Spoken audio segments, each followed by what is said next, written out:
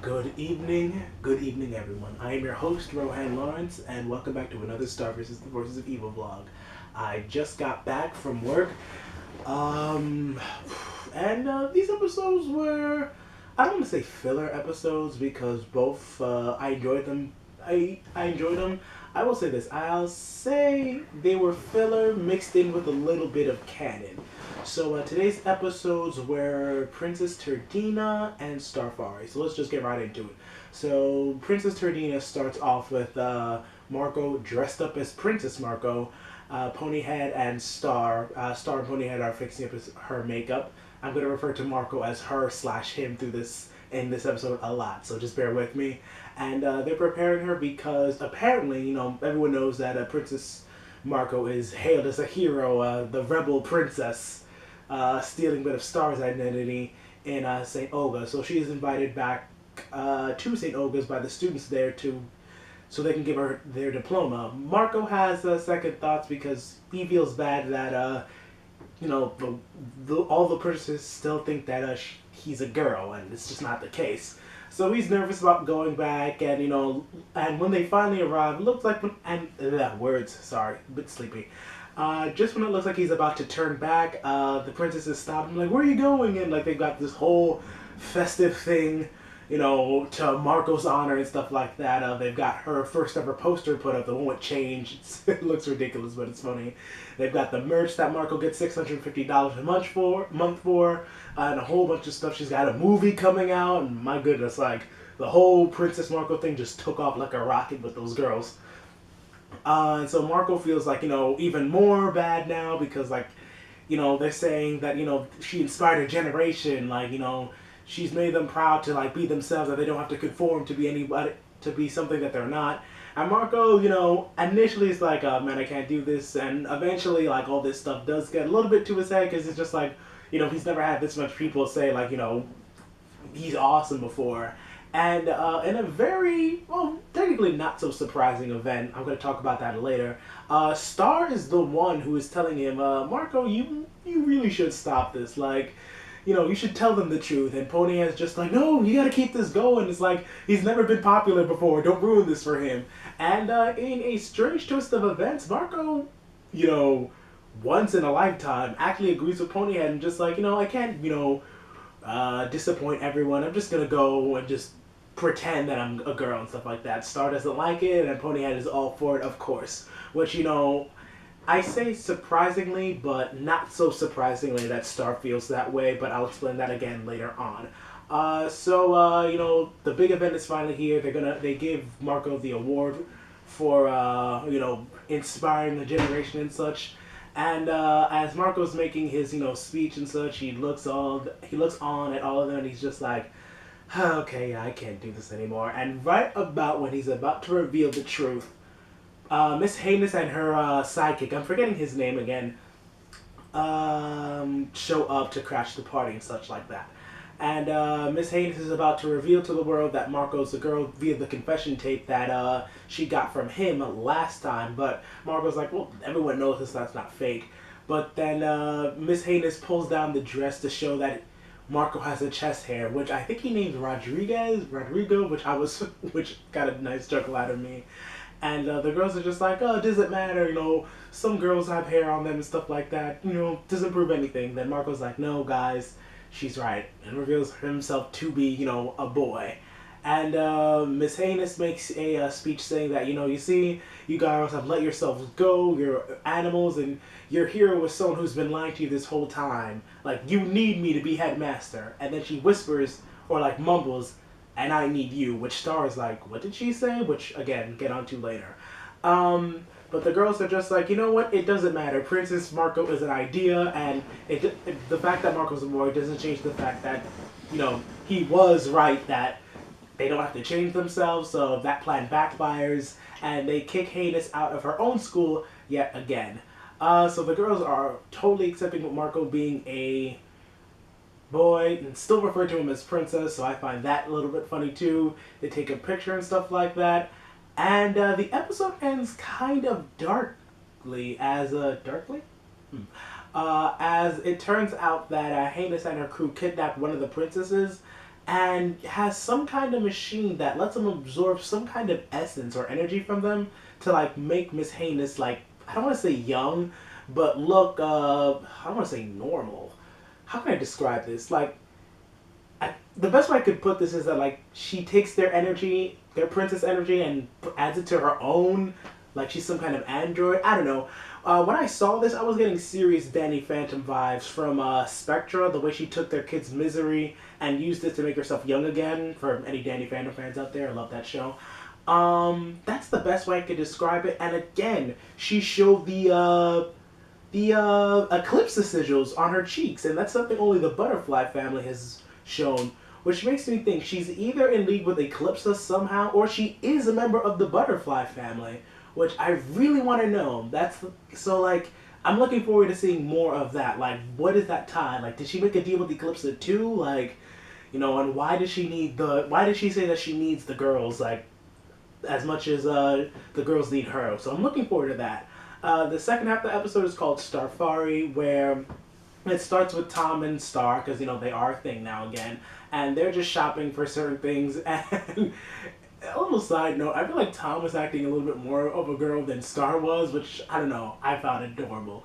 And so, while they're shopping, one of the shopkeeper kicks out one of the monsters, and is about to kick off Tom too, but he doesn't realize that Tom is, a prince, and, like, begs his forgiveness, which, makes Star wonder.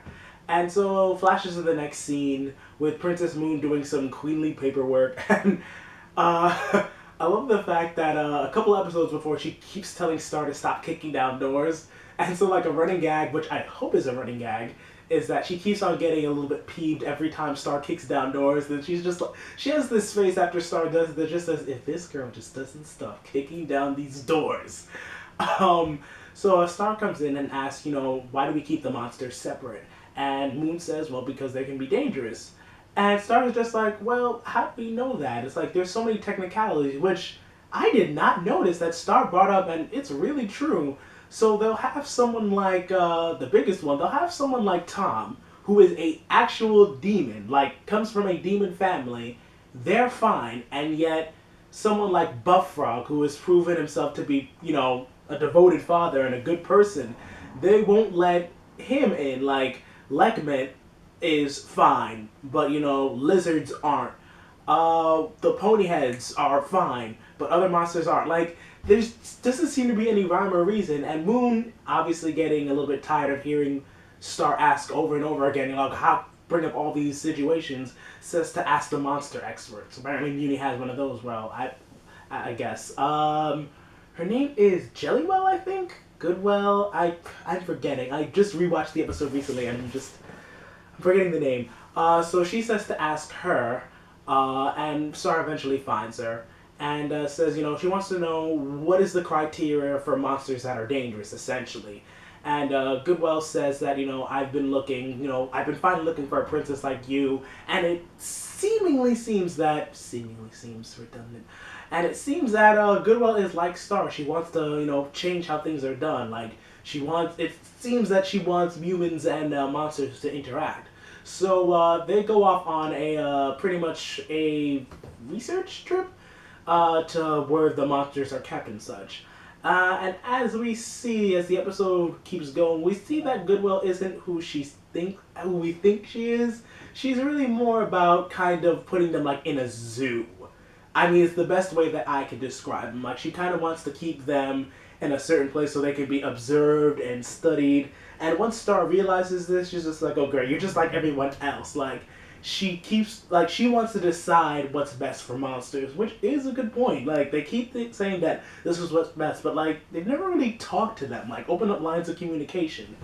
But things kind of get into trouble when Goodwill reveals that her plan to essentially keep the monsters in check is to blow a dam that they've built. So their island that they're on becomes a real island and is surrounded by water, so they can't get out. When she blows the dam, by jumping the gun because she thinks Star is of the same mind of her, and she realizes not, it's too late. Typical. Star goes to Buff Frog and warns him that you guys are gonna be surrounded, you guys won't be able to get out. Bullfrog says not only is that not an issue, but the monsters have known for like ever that Goodwill has been spying on them and observing them and just didn't bother with it. To me, which is a good part on the monsters, because if they had retaliated, it would have just, it's kind of like a self-fulfilling prophecy. It would have just furthered the beliefs of humans. But the fact that they saw her observing them and was just like, you know what, she's no threat to us, let her watch, was good on the humans. So good job, guys. I respect that.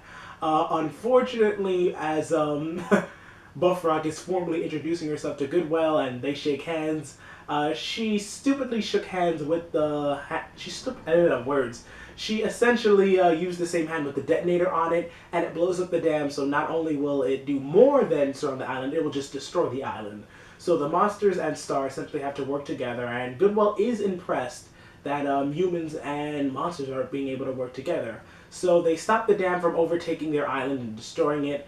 And again, just when it seems that Goodwill is thinking that humans and monsters have to work together, she says, that humans should be acting more like monsters, and just strips down, revealing nothing but a loincloth and covering herself in mud, and I will never be able to unsee it.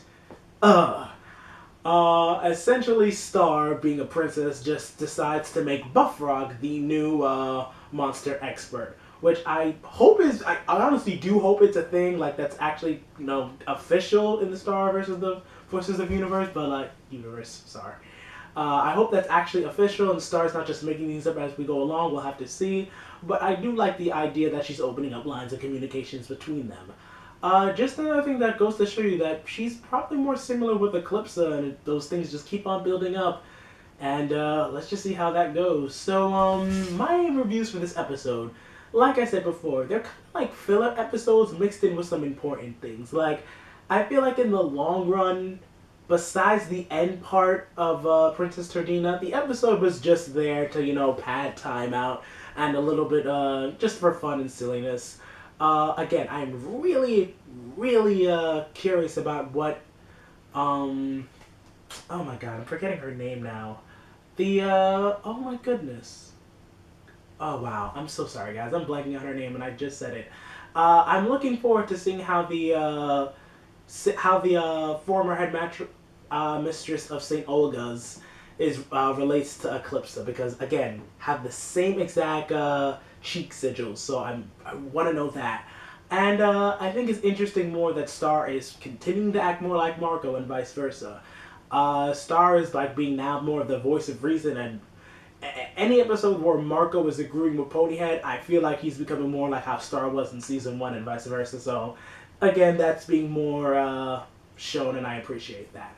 And as for the second half of Starfari,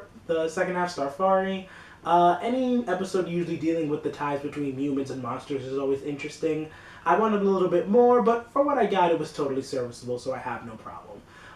So as for the ratings for this episode, I'm gonna really give both of them 3 stars. Again, they had some important stuff, but for the most part, I thought they were just filler. If you enjoyed them, once again, 100% enjoy them. If they're your favorite episodes, go right ahead. It's just my opinion. Let me know what you guys think. I am concerned, however, for tomorrow's episode. The second half, I believe, is called Lava Lake Bed or something like that. And I'll be able to get that up quicker because I don't have work late night. I'm really concerned about tomorrow's episode because in that whole Lava Lake episode, the synopsis was Marco questions his friendship with Star. I really, really hope shipping is not dictating the pace of the show. I'm very, very concerned, but I'm just going to wait and see what happens. It's also going to be a Kelly-focused episode, so I'm glad we'll be seeing more of her, but I'm a little bit scared to say the least. So that is it for the vlog for tonight, and I will see you guys at the next one tomorrow. Alright, bye!